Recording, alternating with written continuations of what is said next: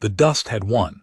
After 3,000 years of keeping the Ember Throne spotless, the dust had finally claimed victory. It covered every surface of the Grand Hall, turning gold into gray and crimson into rust. King Valdris lay on the cold marble floor beside his throne, too weak to climb the steps anymore. His wings, once capable of blocking out the sun, draped lifelessly across the stones like torn curtains. He tried to remember the last time someone had spoken to him. Was it weeks ago, months? The silence had become so normal that he barely noticed it anymore. His attendants had left, first taking the ceremonial robes and claiming they needed to seek help. They never returned. His advisors followed soon after, their arms full of treasury,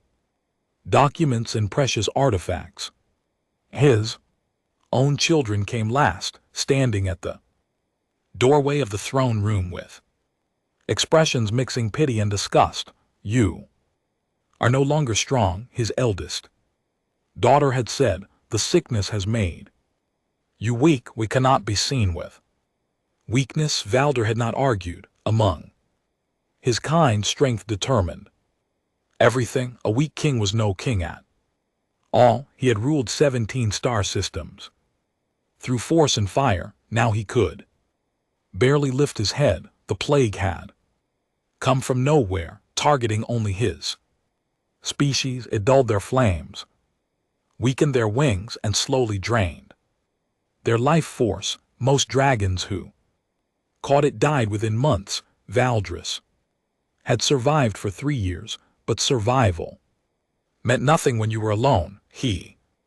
closed his eyes and let his mind drift backwards, searching for better memories.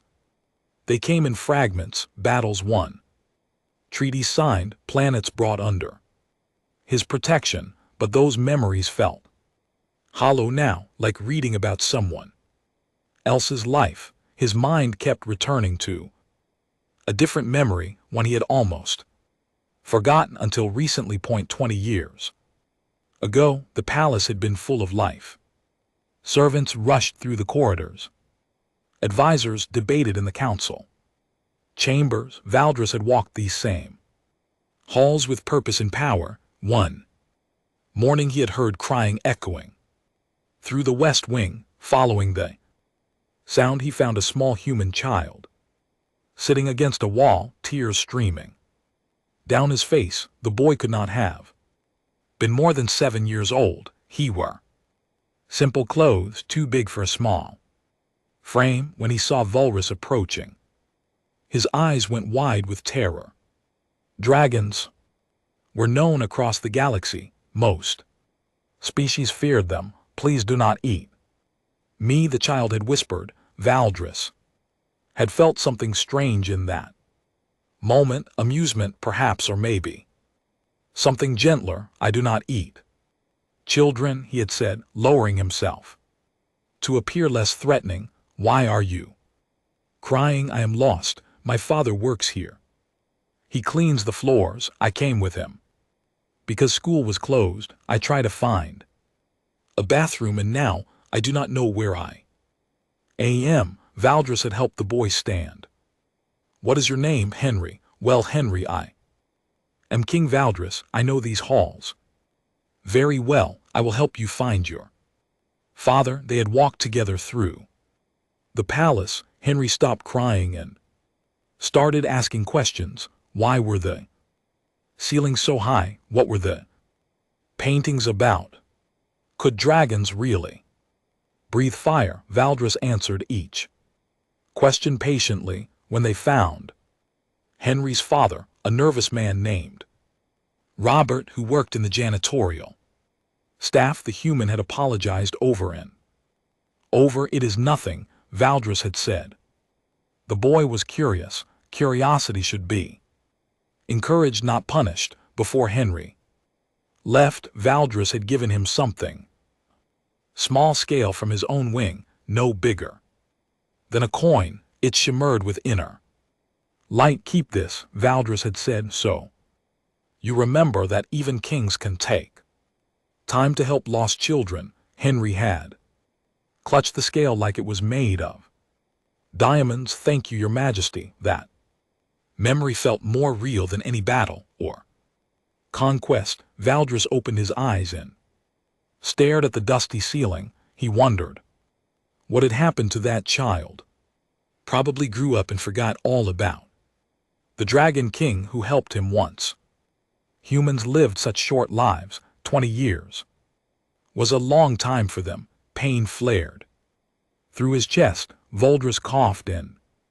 Weak flames flickered from his mouth, barely warming the air. The sickness was getting worse. He could feel it in his bones, in his blood. Soon, very soon, it would take him completely. He had accepted this. Death came for everyone. Eventually, even dragon kings who had ruled for thousands of years. He tried to stand one more time. His legs trembled but held his weight. He managed 3 steps toward the throne before collapsing again. The marble was cold. Against his scales, he could hear wind blowing through broken windows somewhere in the palace. The sound was lonely, like the palace itself was mourning. Valdres closed his eyes again. Sleep came easier these days. He dreamed of flying, of feeling the wind beneath his wings, of breathing fire that could melt steel. He dreamed of the palace full of voices and life. He dreamed of a small human boy with curious eyes asking questions about paintings and ceilings. When he woke, he would still be alone. The dust would still cover everything. The silence would still press down like a weight. But for now, in his dreams, he was strong again. In his dreams, he was not dying alone in an empty palace on a forgotten world. In his dreams, someone still cared. The cargo bay smelled like burnt fuel and old metal. Henry checked the manifest for the 3rd time, making sure every container was properly sealed. His ship, the Wanderer, was not fancy or fast, but it got the job done. He had been hauling freight across the outer systems for 12 years. Now, ever since he turned 18, the work was honest and paid enough to live on. You hear about Ashar, his docking supervisor asked, scanning the cargo containers. Henry looked up from his data pad. What about it? Dragon World quarantined 5 years ago. Apparently, their king is dying. Some plague wiped out most of their population. The supervisor shook his head.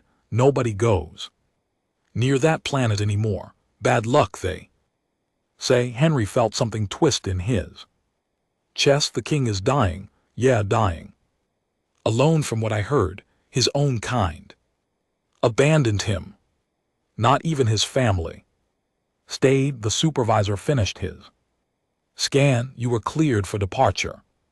Safe travels. Henry barely heard him. He walked back to his ship in a daze, his mind racing. That evening, while the Wanderer was docked to the station, he sat in his quarters and pulled out a small wooden box. Inside was a crystal scale, worn smooth from years of handling. It still shimmered with faint light even after all this time. That he remembered that day so clearly, being lost in the massive palace. The fear when he saw the huge dragon approaching, the gentle voice that calmed him down, the walk through beautiful corridors with the king himself answering his silly questions. His father had been so worried, but the king had been kind.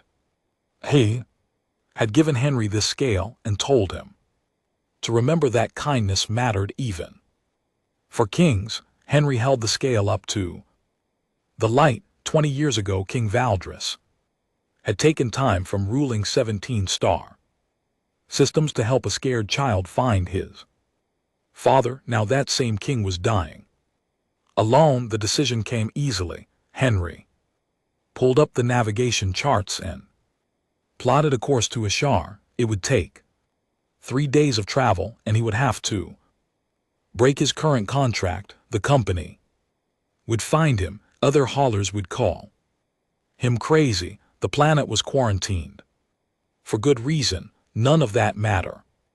3 days later, the Wanderer dropped out of hyperspace near Ashar. Warning beacons immediately lit up his communication panel. Automated messages played on repeat, telling him the planet was restricted. He ignored them and descended through the atmosphere. The world below looked sick. Brown clouds covered most of the surface. Cities that once gleamed were dark and empty. Henry guided his ship toward the coordinates he had found in old registry files. The royal palace sat on a hill overlooking what used to be the capital city. He landed in an overgrown courtyard. Vines covered the landing pads. Trees had broken through the stone pathways. Henry grabbed a medical kit from his ship and walked toward the main entrance. Massive doors hung open, one completely off its hinges. Inside, everything was falling apart. Tapestries rotted on the walls. Furniture lay broken and scattered. Henry followed the main corridor, his footsteps echoing in the empty halls. He remembered this place being full of light and voices. Now was a tomb. He found a throne room at the end of the grand hallway. The doors were open wide. Inside, dust covered everything like snow, and there, lying on the floor beside the throne, was King Voldris. Henry's breath caught. The dragon was huge, even lying down, but he looked nothing like the powerful king. From Henry's memory, his scales were dull and cracked. His wings were torn in places. His breathing was shallow and labored. Henry approached slowly. "Your Majesty." The dragon's eyes opened. Unfocused at first, they were still golden, but the light in them was fading. Valdridge tried to lift his head and failed. "Who?" The voice was weak, barely a whisper. "Who dares enter?" "It is me, Your Majesty." "Henry, you helped me when I was lost a long time ago." The dragon's eyes tried to focus. "I do not remember." Henry knelt down and pulled out the crystal scale. He held it where Valdris could see it. "You gave me this. You told me to remember that even kings can take time to help lost children." Something changed in those golden eyes. Recognition, perhaps, or maybe just confusion. "Boy," Valdris whispered, "you were so small." "I grew up." Henry sat down his medical kit and opened it. "I heard you were sick. I came to help." Valder coughed weakly. "You should leave the sickness. It might spread to you. Humans have good immune systems. We will be fine." Henry pulled out a scanner and started checking the dragon's vital signs. They were bad, but not as bad as he feared. "When did you last eat?" "I do not remember." "When did you last drink water?" Vdrs did not answer. Henry stood up and looked around the throne room. He spotted a fountain in the corner, dry and covered in dust. "I will be right back." He ran back to his ship and grabbed every water container he had. When he returned, he carefully helped Valdris drink. The dragon was too weak to protest. After several minutes, some color returned to his scales. "Why did you come?" Valdris asked. "I'm nothing now. No power, no kingdom, just a dying creature in an empty palace." Henry sat down beside the dragon's massive head.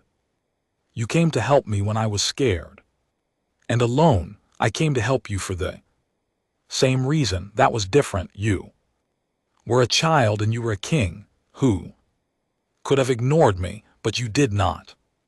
Henry pulled out more supplies from his kit. "I am staying until you get better." Or he paused, or until the end, either way you will not be alone, for the first time in years, something other than pain crossed Valdres's face. It might have been gratitude, it might have been disbelief, or perhaps it was simply the surprise of discovering that kindness once given sometimes returns when you need it most. Henry set up his camp in the corner of the throne room.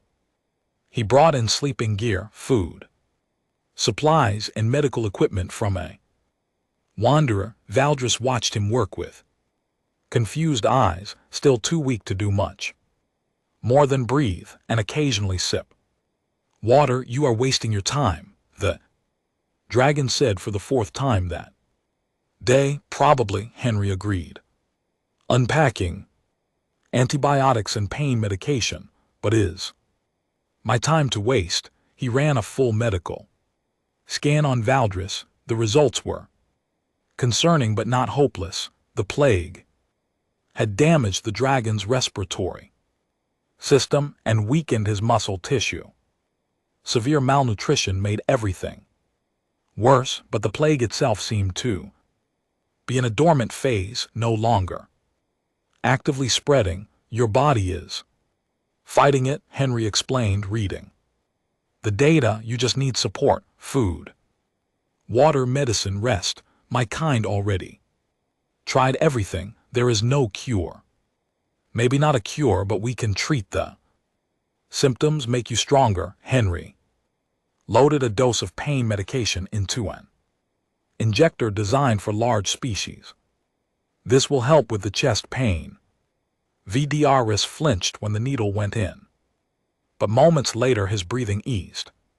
His eyes widened slightly. The pain, it is less. Human medicine, we might be weak, but we are very good at making things that fix bodies. Henry smiled. Now about food. What do dragons eat? Meat, fresh meat. Henry thought for a moment. I have some preserved protein in my ship. It is not fresh, but it has nutrients. Let me get it. Over the next few hours, Henry managed to get Valdres to eat small amounts. The dragon's stomach had shrunk from years of barely eating. Too much food at once would make things worse. Slow and steady was better. As night fell, Henry cleaned the area around the throne. He swept away dust, moved broken furniture, and even managed to get one of the fountains working again. The sound of running water filled the silent hall. Valdres watched all of this with an expression Henry could not quite read. Why are you doing this? The dragon asked. Quietly, Henry paused in his sweeping. I told you, you helped me once. That was nothing, a small kindness. I walked you through a palace and gave you a trinket. It was everything to me. Henry sat down on the throne room steps. I was terrified that day. I thought I would be lost forever. I thought my father would lose his job because of me. Then this huge dragon, this king of 17-star systems, stopped everything to help a random human child. You made me feel safe. You made me feel like I mattered. Valdres was quiet for a long moment. I had forgotten about that day. It seemed so small among thousands of years of memories. Small moments can be the most important ones. Henry stood up and went back to cleaning. Besides, I learned something important from you that day.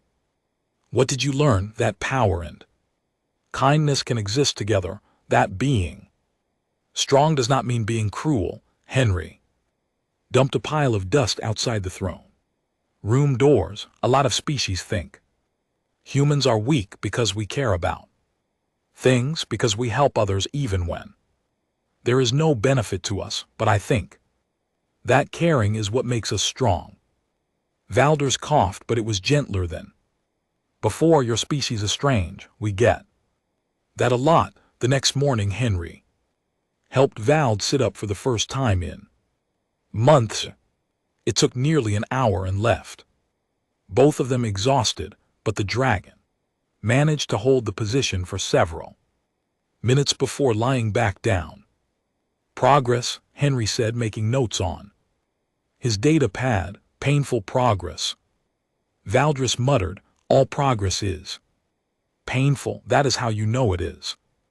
Real days passed. Henry established a routine: wake up, check Valdris's vital signs, administer medication, help him eat, clean the palace, talk for hours, sleep, repeat.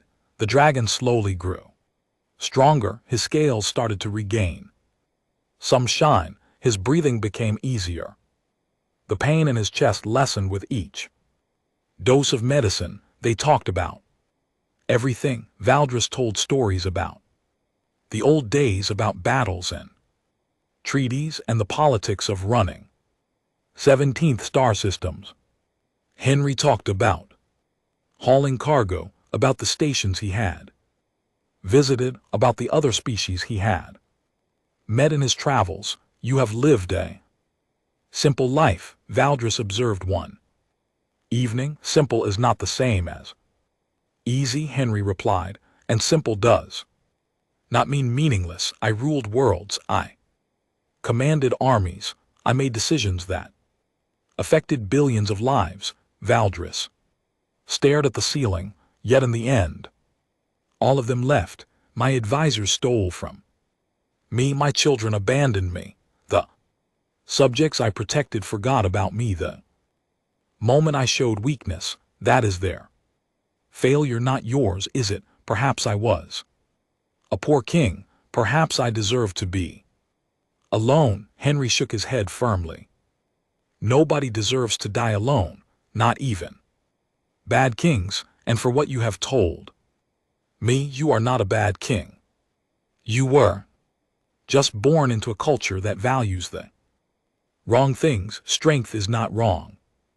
Strength without compassion is just violence. My father used to say that.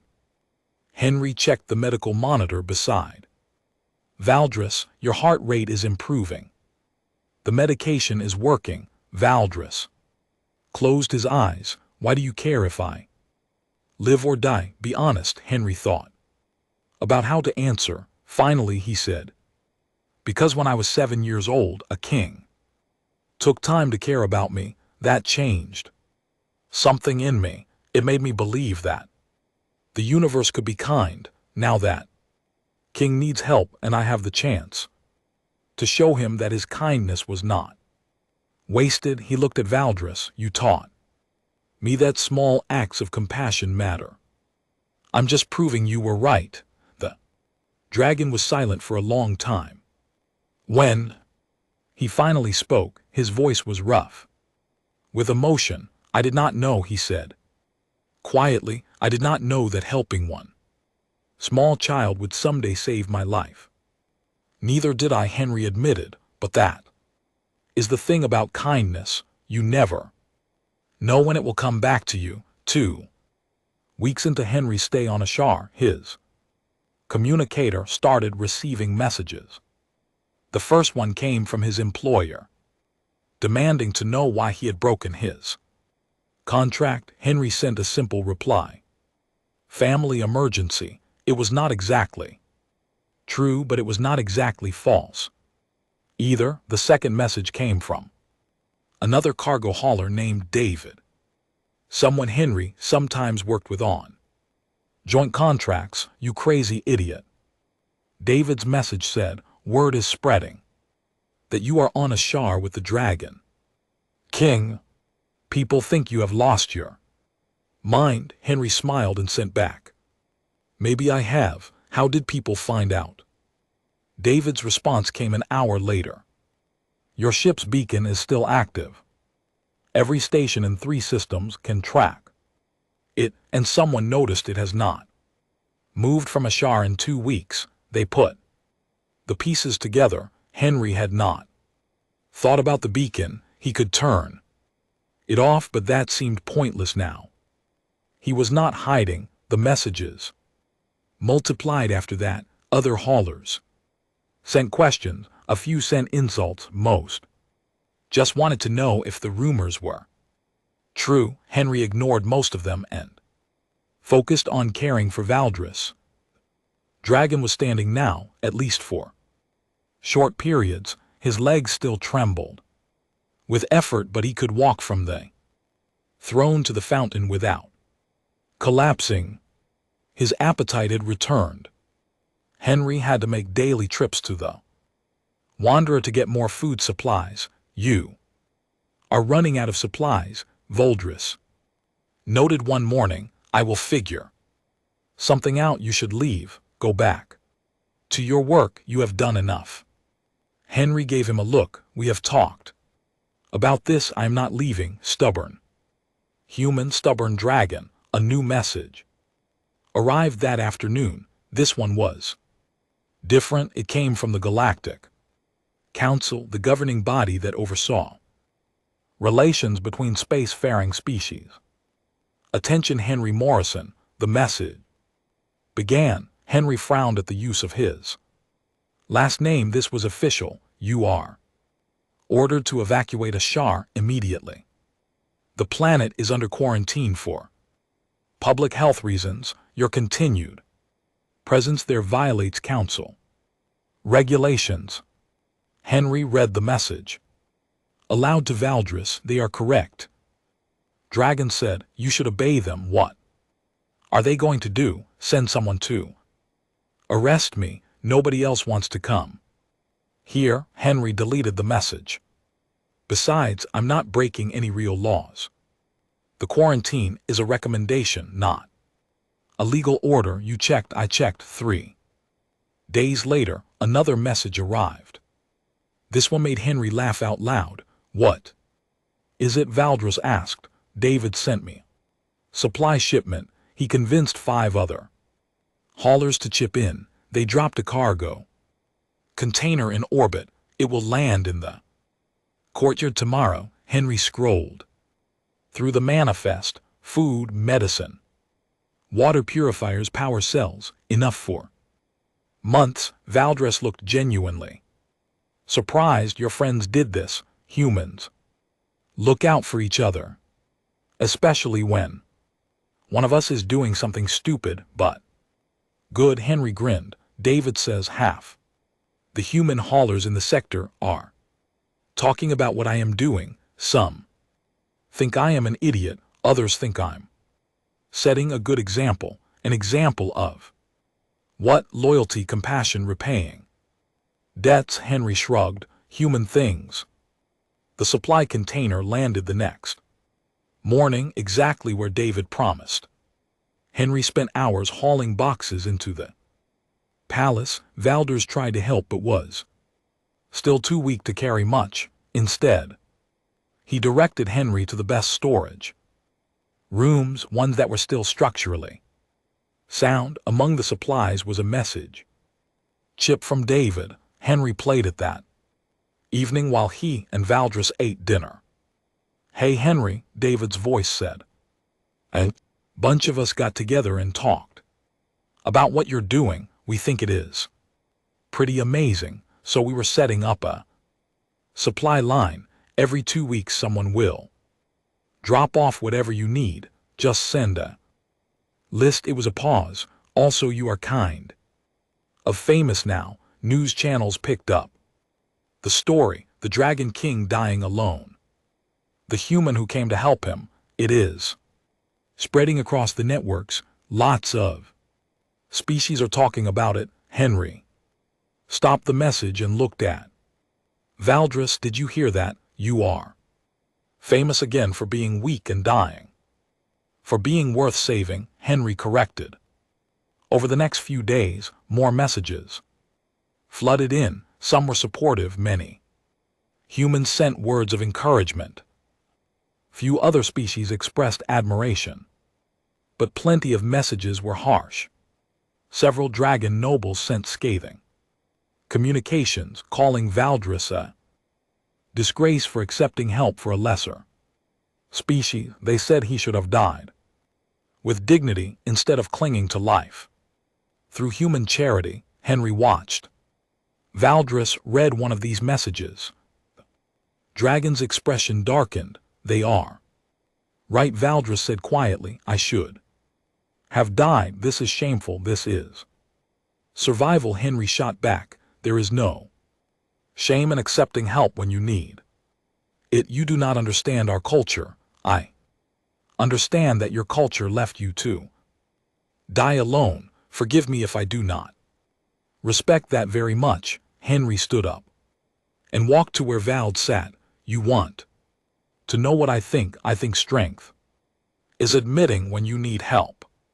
I think courage is accepting kindness even when your pride tells you not to, and I think your people are wrong about what makes someone worthy of respect. Vald stared at him for a long moment. You are very different from the scared child I met 20 years ago. You are very different from the powerful king who helped him. Am I better or worse? Henry thought about it. Different, and maybe in some ways more real. That night, Valdris stood at the fountain and drank without help for the first time. His wings, though still weak, stretched out slightly. Faint flames flickered in his throat, warming the air around him. Henry watched from across the room and smiled. Progress. Slow, painful, hard-won progress, but progress nonetheless. Outside the palace, the sun set over Ashar. The planet was still sick, still abandoned, still forgotten by most of the galaxy. But in one throne room, a dying king was learning to live again, and a human cargo hauler was proving that sometimes the smallest acts of kindness create the biggest changes. 1 month after Henry arrived on Ashar, Valdris walked the entire length of the throne room without stopping. His steps were still careful, still measured, but they were steady. Henry watched from his camp corner, feeling something swell in his chest. That might have been pride. How do you feel? Henry asked. Valdris stretched his wings. They extended nearly 15 ft on each side, still not their full span, but far better than the limp, lifeless things they had been. Stronger, not whole, but stronger. That is all we can ask for. The medical scans showed remarkable improvement. Valdris' lung function was up by 40%. His muscle mass was returning. The plague was still in his system, but it had stopped progressing. The doctors Henry had been consulting remotely were baffled. They had never seen a dragon recover from this stage of the illness. Is not just the medicine, one doctor had told Henry over video call. His will to live has returned. That matters more than we usually admit. Henry had not shared that conversation with Valdris. The dragon still struggled with accepting help even after weeks of it. His pride ran deep. That afternoon, while Henry was repairing one of the broken fountains in the palace gardens, he heard the sound of wings. He looked up to see a ship descending toward the courtyard. It was not the usual supply shuttle. This one was sleek and expensive, bearing Dragon Clan markings. Henry walked back to the throne room and found Valdris already standing at the entrance watching the ship land. 3 dragons emerged, all nobles judging by their elaborate scale patterns and jewelry. Valdris, the lead dragon, called out. Her voice was cold and formal. We heard rumors of your recovery. We had to see for ourselves. Lady Sarif. Varus's voice was equally cold. You're one of my former advisors. As I recall, you left carrying half my treasury. We preserved what we could before the collapse. For the good of the realm. Sarah approached, her eyes scanning Valdris from head to tail. You look better than expected.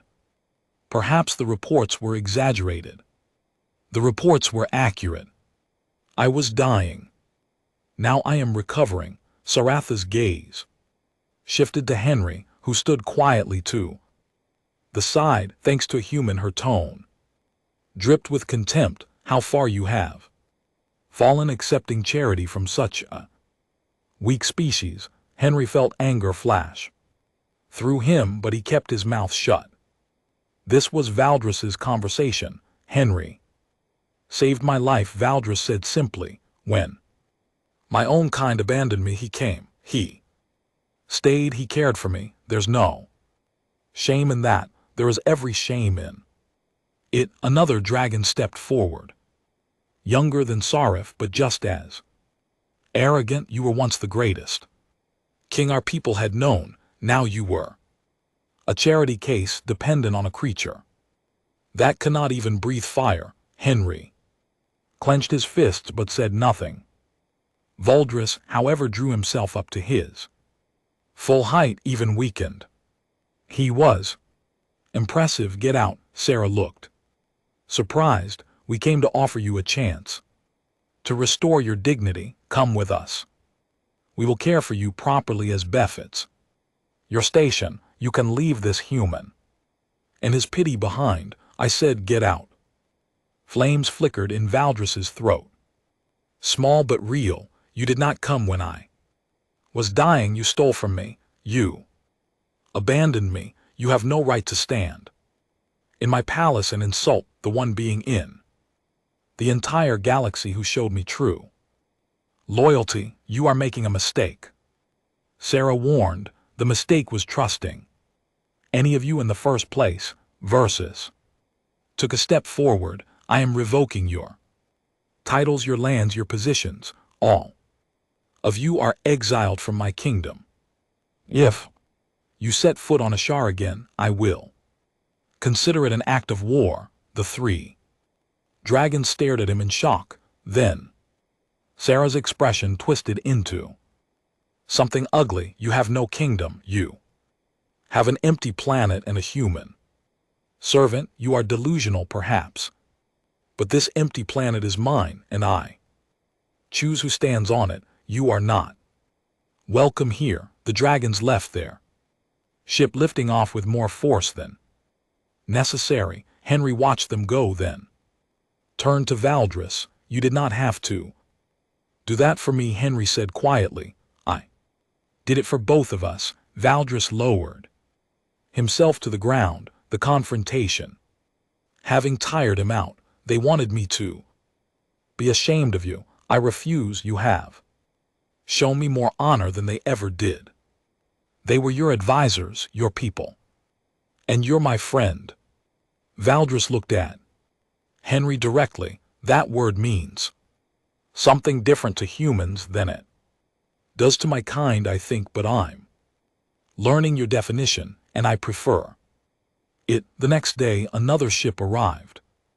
This one was human, a passenger transport rather than cargo. David climbed out along with 3 other human haulers Henry knew from various stations. We brought building supplies, David announced, gesturing to the cargo hold. Figured if you're going to stay here long term, you might want to fix this place up properly. Henry stared at them. You came all the way here to help repair a palace. We came to help you, David corrected. The palace is just a bonus. Over the following week, the small group of humans worked to restore parts of the palace.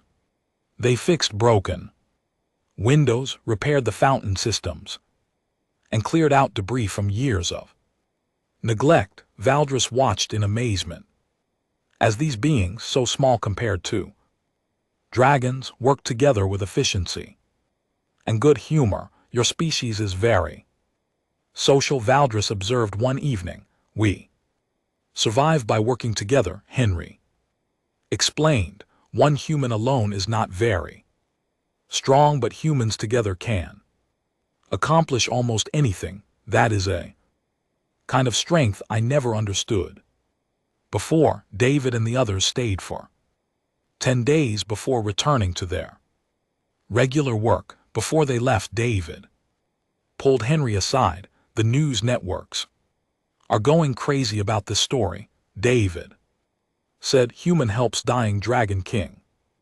Dragon King chooses human over his own people. It is spreading everywhere. You're changing how a lot of species see humans. Henry shook his head. I'm just repaying a debt. No, David. Showing them who we are, and that matters more than you realize. After they left, Henry found Valdres standing in the restored gardens, looking at the fountains now flowing with clean water. Thank you, Valda said without turning around. For what? For not giving up on me, for showing me that weakness and strength can exist together, for teaching me what true loyalty looks like. The dragon turned to face him, and for giving me a reason to keep living. Henry smiled. You gave me the same gift once. I am just returning it. 3 months after Henry first landed on Ashar, Valdres flew for the first time since the plague had taken hold. It was not a long flight, just a circle around the palace courtyard, but it was flight. Henry watched from below, shielding his eyes from the sun, and felt tears he did not bother to hide. When Valdres landed, his legs were shaking from the effort, but his eyes were bright. I never thought I would feel the wind beneath my wings again, the dragon said, his voice thick with emotion. Told you, Henry replied, grinning. Human medicine and stubbornness can work miracles. Over the following weeks, word of Valdres' recovery spread across the galaxy. The Galactic Council sent observers to verify the reports. They arrived expecting to find a dying dragon clinging to false hope. Instead, they found a king walking his palace grounds with growing strength, attended by small group of human helpers who had gradually joined Henry's effort. The lead observer, a diplomatic creature from a species called the Variant, spoke with both Vdrs and Henry separately. This is unprecedented, she told Henry. A dragon recovering from this stage of the plague, it should not be possible. Humans specialize in doing impossible things, Henry replied. The observer studied him carefully. You stayed here for 3 months. You gave up your career, your contracts, possibly your reputation. In some circles, why? Henry pulled out the crystal scale he still carried. Because 20 years ago, a king showed kindness to a scared child. That kindness shaped who I became. When I had the chance to return it, there was no question about what I would do. Your species is unusual, the observer said. Most intelligent life prioritizes survival and advancement. Humans prioritize connection and reciprocity, even at personal cost. Is that a criticism? No, the observer said thoughtfully. An observation and perhaps an explanation for why your species has become so influential despite your physical limitations. News networks across multiple systems picked up the story. The Dragon King who survived impossible odds, the human who refused to abandon him, the friendship that bridged species and challenged cultural assumptions. Public opinion started shifting. Dragons who had supported abandoning the sick began facing criticism from other species. Why they left their king to die? What did it say about their values that a human showed more loyalty than his own children? Some dragon nobles doubled down, calling Valdres weak and Henry an opportunist. But others, younger dragons mostly, began questioning their culture's obsession with strength above all else. Valdres addressed this controversy in a public message broadcast across the Galactic Council networks. I was dying, he said, his voice clear and Strong, my own species left me because I had become weak. A human named Henry came to help me because I had once shown him kindness. He taught me that strength without compassion is hollow, that power without loyalty is meaningless. My people say I have disgraced myself by accepting help from a lesser species. I say that any species that abandons their sick and dying has already disgraced itself. The message caused outrage among traditional dragons, but it resonated with many others. Within weeks, Valdris received communications from dragons across the galaxy, some angry but many expressing support. Henry watched all of this from the sidelines, slightly uncomfortable with the attention. He had not come to Ashar to make a political statement. He had come to help a friend. You started something, Valder told him. One evening as they sat in the restored gardens, snorts. I just stayed with someone who needed help. That is how all great changes begin, with one person refusing to accept how things are. Henry leaned back against a fountain edge. What happens now? You're getting stronger every day. Eventually you will not need me here. Valdris was quiet for a moment. I've been thinking about that. This palace is too large for one dragon. Even a king, and Ashar, though scarred by plague, is still a beautiful world.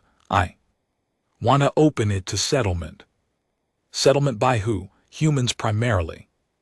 Your people who helped restore this palace, others who might want to start fresh on a new world. I will offer them land, protection, and full citizenship in my kingdom. In exchange they bring their knowledge, their medicine, their way of seeing the world. Henry sat up straight. You want to create a colony, a dragon-human world. I want to create something new, a kingdom where strength and compassion are equally valued, where different species work together instead of conquering each other.